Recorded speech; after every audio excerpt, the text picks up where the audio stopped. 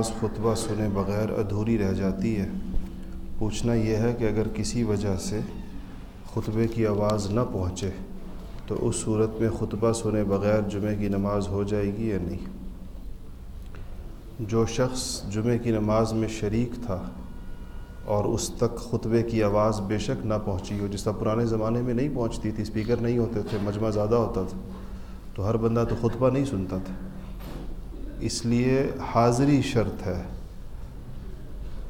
حاضری کا مطلب ہے خود حاضر ہونا، اس وقت کے اندر موجود ہونا۔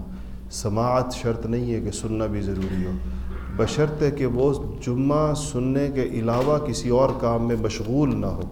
یہ نہ ہو کہ کچھ اس کو آواز نہیں آ رہی تو وہ باتیں کر رہا ہے، اس کو نہیں سمجھا جائے گا، بلکہ وہ خاموش بیٹھا رہے اس وقت میں، چاہے اس کو آواز آئے یا نہ آئے، اس کا جمعہ ہو جائے گا۔ جمعے کے خطبے کے وقت دو زانوں بیٹھنا اور ہاتھ باندھنا کیا ضروری ہے؟ جی بالکل ضروری نہیں ہے۔ کوئی خاص ہیئت بنانا جمعے کے لیے اس کا کوئی ثبوت نہیں ہے، بس مؤدب جو طریقہ ادب کا ہو۔ بعض فقہاء نے لکھا ہے کہ چوکڑی مار کے بیٹھنا مکروہ ہے، لیکن اگر کسی کی مجبوری ہو، بعض لوگوں کو درد ہوتا ہے ٹانگوں میں، تو بیٹھ سکتے ہیں اس طرح بھی۔ آج کل ہم لوگ بینکوں کے ذریعے جو آن لائن ٹرانزیکشن کرتے ہیں، اس پر کچھ رقم وصول کی جاتی ہے اضافہ۔ کیا یہ سود ہے جو ہم ادا کرتے ہیں؟ یہ سود نہیں ہے، یہ سروس چارجز ہیں۔ آپ کا بینک نے آپ کا پیسہ ایک جگہ سے دوسری جگہ بھیجا اور دوسری جگہ کسی نے وصول کر لیا، تو اس خدمت پر کوئی حق خدمت بھی ہے، کوئی چارجز ہیں سروس کے، یہ سود نہیں ہے۔ ہمارے خاندان میں خاتون کا انتقال ہو گیا ہے اور اس نے وصیت کی تھی کہ میرے مال میں سے کسی کو حج کرا دیں، تو اب کیا ہم مکہ اور مدینہ میں مقیم اپنے جاننے والوں میں سے کسی کو کہہ دیں کہ اس کی طرف سے حج کر لیں، یا یہاں سے کسی کو بھیجنا ہوگا؟ یہ سلسلہ ہے اس صورت میں جب کہ خاتون فوت ہو چکی ہے۔ وصیت 1/3 میں مال کے ثلث کے اندر جاری ہوتی ہے۔ اگر اس خاتون کی میراث اتنی ہے، اس میراث کا 1/3 اتنا ہے کہ پاکستان سے حج ہو سکتا ہے اس کے اوپر، تو پھر پاکستان سے حج ہوگا۔ اور اگر اس خاتون کے ترکہ اور اس کی میراث اتنی نہیں ہے، اس کا 1/3، پوری کی بات نہیں کر رہا، 1/3 کا، 1/3 اس کا اتنا نہیں ہے کہ اس پر پاکستان سے حج ہو جائے، تو پھر آپ مکہ یا مدینہ میں کسی سے کہہ سکتے ہیں کہ اس کی طرف سے وہاں سے حج بدل کر لیں۔ اگر کسی دکاندار نے گاہک کو انڈے فروخت کیے، گھر جا کر جب انڈے توڑے تو وہ گندے نکل آئے، تو کیا شرعاً گاہک کو یہ حق ہے کہ وہ گندے انڈے دکاندار کو واپس کر کے؟ جی بالکل اس کو یہ حق ہے، خراب انڈے واپس کر کے اپنی رقم لے سکتا ہے۔ امام رکوع میں تھا، بندہ پہنچا اور اس نے شامل ہو گیا۔ میں نے پہلے بتایا تھا، بار بار آیا مسئلہ، کہ امام کے ساتھ ایک لمحے کی بھی شرکت اگر رکوع کے اندر ہو جائے گی، دونوں کا رکوع مل جائے باہم، تھوڑی سی تھوڑی دیر کے لیے بھی، تو رکعت مل جائے گی اس کو۔ اگر کسی نے کسی کے پاس کوئی چیز گروی رکھی ہوئی ہو، تو کیا گروی رکھی ہوئی چیز سے فائدہ اٹھایا جا سکتا ہے یا نہیں؟ دیکھیں،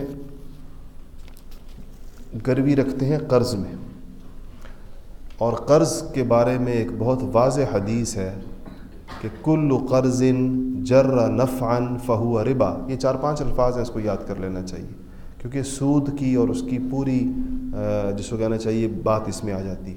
رسول اللہ صلی اللہ علیہ وسلم نے فرمایا کہ ہر وہ قرضہ، کل قرض، ہر وہ قرضہ جر نفعا، جو اپنے ساتھ کوئی فائدہ کھینچ کے لائے، جرہ کہتے ہیں کھینچ کے لانے کو، نفعا فائدہ، اپنے ساتھ کوئی فائدہ کھینچ کر لائے، فہو ربا، تو وہ سود ہے۔ وہ فائدہ کیا ہے؟ سود ہے۔ تو اگر کسی بندے نے کسی سے قرضہ لیا اور قرضے کے عوض کے اندر کیا کیا، اپنی کوئی چیز گروی رکھوا دی اس کے پاس، وہ چیز وہ استعمال کر رہا ہے، تو وہ استعمال اس پیسے کا نفع ہے یا نہیں ہے؟ تو اس لیے اس کی اجازت نہیں ہے اس کو نہیں استعمال کر، چاہے وہ اجازت دے بھی تو اجازت نہیں ہے اس کی۔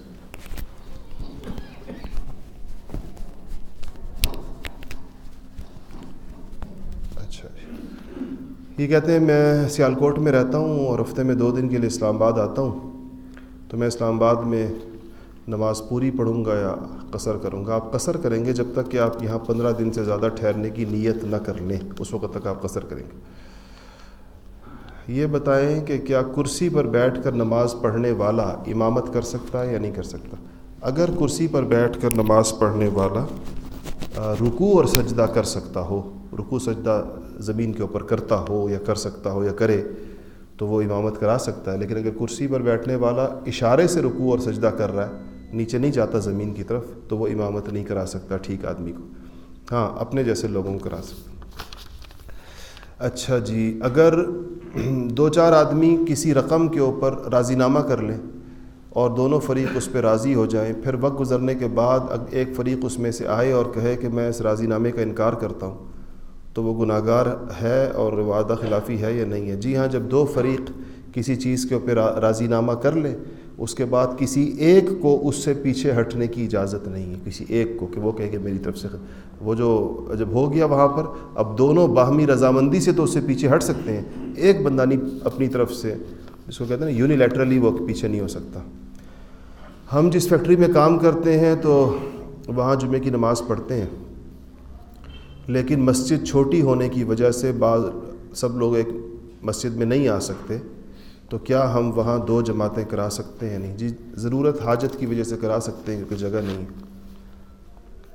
مردے کو غسل دیتے وقت جو پانی زمین پر گرتا ہے تو کیا اس پانی کے چھینٹوں سے نہلانے والے کے کپڑے اور بدن ناپاک ہو جاتے ہیں یا نہیں؟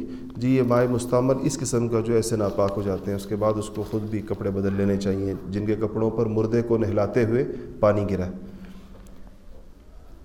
اگر کوئی آدمی دکاندار سے ادھار کرے لیکن ادھار کا وقت متعین نہ کرے تو کیا اس سے عقد بیع منعقد ہو جاتا ہے؟ جی ہو جاتا ہے، اگر دکاندار اس کو بغیر کسی مہلت کے قرضہ دے دے۔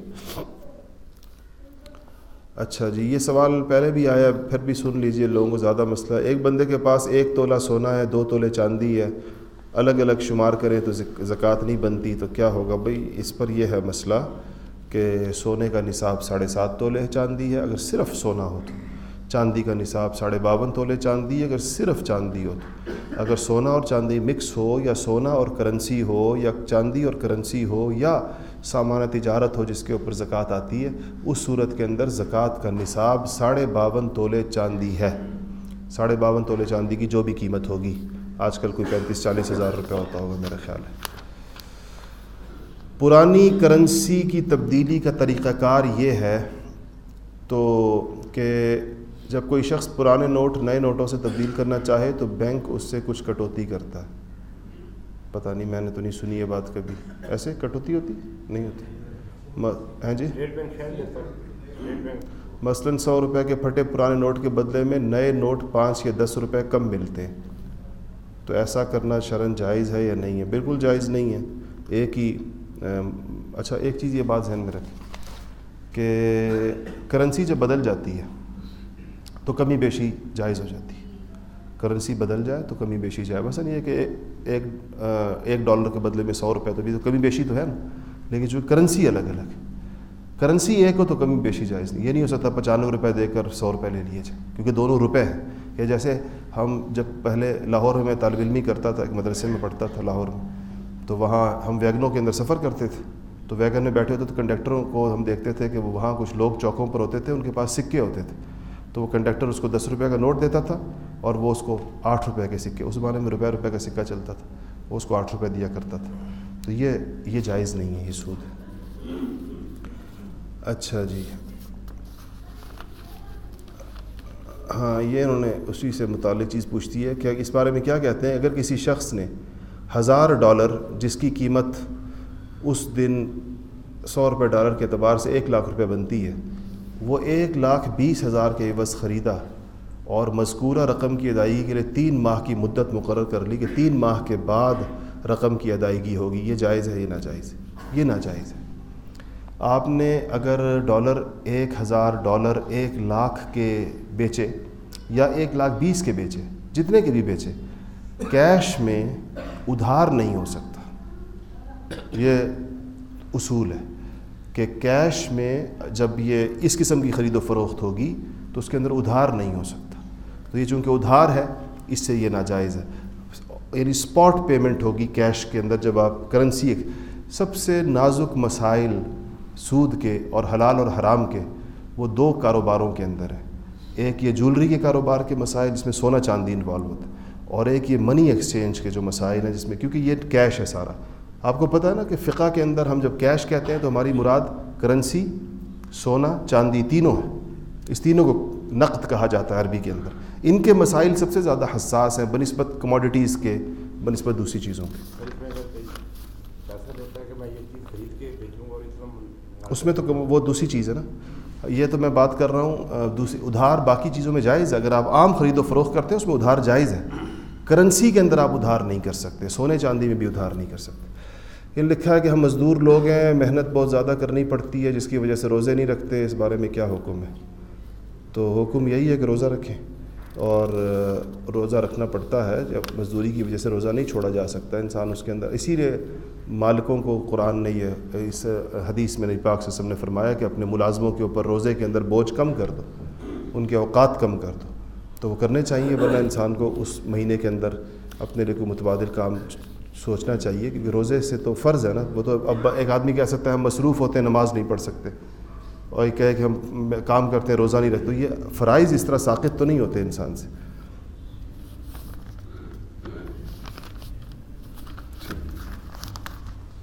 الحمدللہ رب العالمین، والصلاۃ والسلام علی سیدنا محمد. ظلمنا انفسنا